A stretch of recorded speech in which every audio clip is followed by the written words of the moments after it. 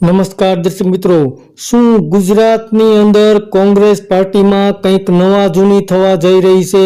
કારણ કે ગુજરાત કોંગ્રેસના અધ્યક્ષ શક્તિસિંહ ગોહિલે જણાવ્યું છે કે તેઓ પોતાના પદ પરથી નિવૃત્ત થવા માગે છે અને તેઓ પોતાનું પદ છોડવા માગે છે.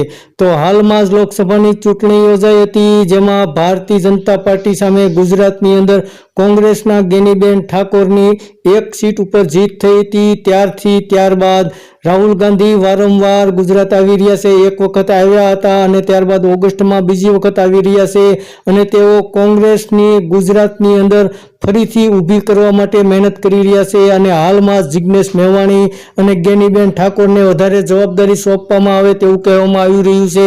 અને ગુજરાતની અંદર ભારતીય જનતા પાર્ટી સામે કોંગ્રેસને સક્ષમ રીતે લડવું હોય તો મોટા ફેરફાર કરવા પડે તેવા હાલમાં એંધાણ વર્તાઈ રહ્યા છે. જેને કારણે શક્તિસિંહ ગોહિલે એવું જણાવ્યું હતું કે તેઓ ગુજરાત કોંગ્રેસના અધ્યક્ષ પદેથી નિવૃત્ત થવા માગે છે. તેઓ પોતાના પદને છોડી અને પાર્ટીની અંદર કામ કરવા માગે છે. કારણ કે હાલમાં જો ભારતીય જનતા પાર્ટીને રાહુલ ગાંધીને વડાપ્રધાન પદે રહેવું હોય તો કોંગ્રેસ પાર્ટીનું એવું માનવું છે કે અયોધ્યા અને ત્યારબાદ ગુજરાતની અંદર કોંગ્રેસને ભારતીય જનતા પાર્ટી સામે જીત મેળવવી પડશે.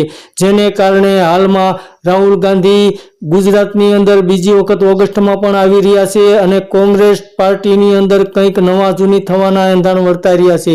કોંગ્રેસ પાર્ટીમાં ધરમૂળમાંથી ફેરફાર થવા જઈ રહ્યા છે.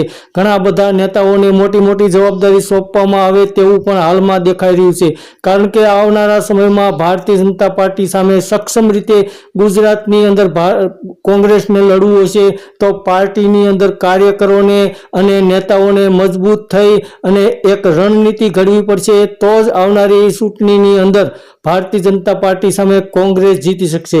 તો હાલમાં ગુજરાતની અંદર શક્તિસિંહ ગોહિલ કદાચ પોતાના પદભારમાંથી મુક્ત થાય તેવા પણ સંકેતો દર્શાઈ રહ્યા છે.